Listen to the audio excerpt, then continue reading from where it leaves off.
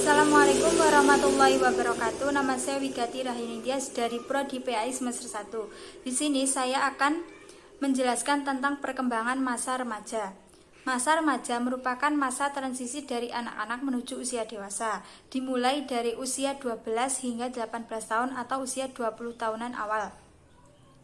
Masa remaja secara umum dimulai dengan pubertas, proses yang mengarah kepada kematangan seksual atau fertilisasi dan kemampuan untuk bereproduksi. Masa remaja dimulai pada saat remaja secara seksual menjadi matang dan berakhir pada saat individu mencapai usia matang secara hukum.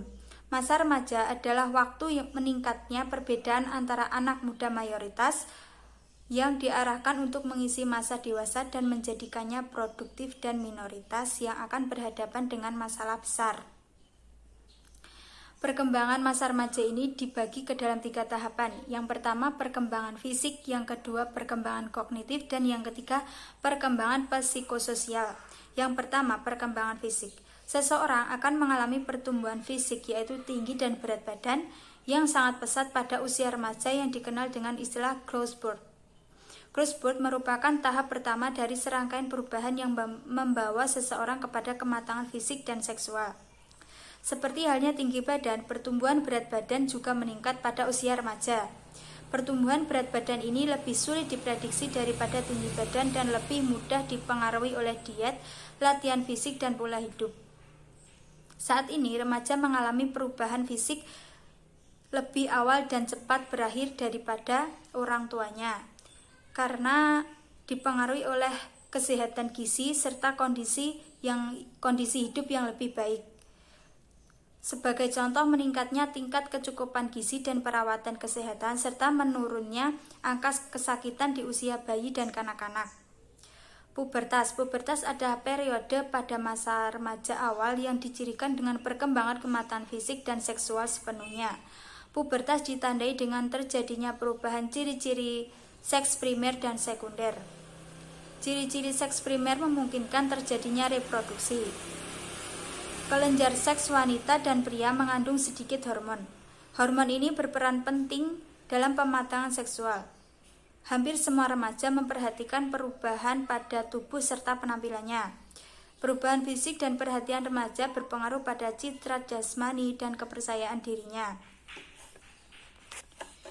Yang kedua, perkembangan kognitif. Merujuk pada Piaget, remaja memasuki level tertinggi perkembangan kognitif pada tahap operasi formal ketika mereka mengembangkan kemampuan berpikir abstrak. Perkembangan ini yang biasa terjadi pada usia 11 tahun memberikan cara baru yang lebih fleksibel kepada mereka untuk mengolah informasi. Tidak terbatas oleh di sini dan sekarang, mereka sudah dapat mengetahui waktu historis dan ruang luar angkasa. Mereka dapat berpikir dalam kerangka apa yang mungkin terjadi, bukan hanya apa yang terjadi. Pikiran tahap ini memiliki fleksibilitas yang tidak dimiliki di tahap operasional konkret. Kemampuan berpikir abstrak juga memiliki implikasi emosional. Salah satu bagian perkembangan kognitif masa kanak-kanak yang belum sepenuhnya ditinggalkan oleh remaja adalah kecenderungan dalam cara berpikir egosentrisme. Perkembangan bahasa saat usia 16-18 tahun, umumnya remaja mengenal sekitar 80.000 kata. Pada masa ini, mereka semakin sadar akan kata-kata sebagai sebuah simbol dengan berbagai macam makna. Mereka lebih suka menggunakan ironi, humor, permain kata, dan metafora.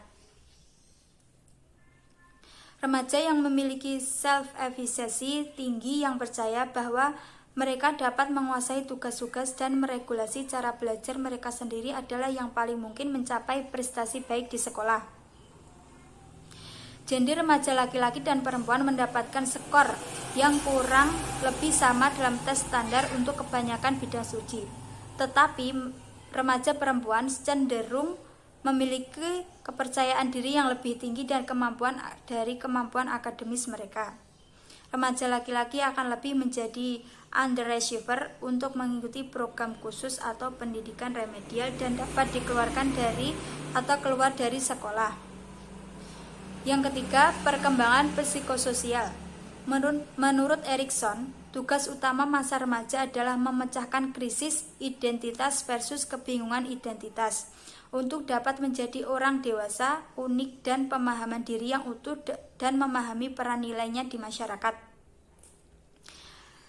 Marcia menemukan 4 tipe status identitas, yaitu pencapaian identitas, penutupan, penundaan, dan difusi identitas. Perbedaan keempat kategori ini terdapat pada ada atau tidaknya krisis dan komitmen. Orientasi seksual menjadi isu yang penting. Apakah orang tersebut akan konsisten secara seksual, romantis, dan penuh kasih sayang kepada orang lain dari jenis kelamin berbeda. Ketika remaja tumbuh semakin besar, mereka semakin melihat diri mereka sendiri dan mengambil kepemimpinan dalam diskusi ini. Dan kontrak mereka dengan orang tua semakin positif.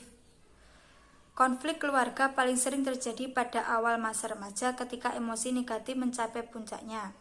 Akan tetapi, konflik semakin intens pada pertengahan masa remaja. Remaja dan teman sebayanya, sekelompoknya dengan teman sebaya merupakan afeksi, simpati, pemahaman, dan panduan moral, tempat bereksperimen dan setting untuk mendapatkan otonomi dan independensi dari orang tua. Jadi kesimpulannya adalah perkembangan masa remaja itu dimulai dari usia 18 hingga 12 tahun, yaitu masa transisi dari anak-anak menuju usia dewasa yang ditandai dengan adanya pubertas atau kematangan seksual. Nah, perubahan pada remaja ini ditandai dengan 3 tahapan, yaitu perkembangan fisik, misalnya bertambahnya tinggi badan dan berat badan. Yang kedua, perkembangan kognitif, yaitu bagaimana cara mereka berpikir dan belajar di sekolah. Dan yang ketiga, perkembangan psikososial, yaitu bagaimana mereka menempatkan diri dalam keluarga dan masyarakat. Cukup sekian presentasi dari saya. Apabila ada kurang lebihnya, saya mohon maaf yang sebesar-besarnya. Wabillahi taufiq wal hidayah. Wassalamualaikum warahmatullahi wabarakatuh.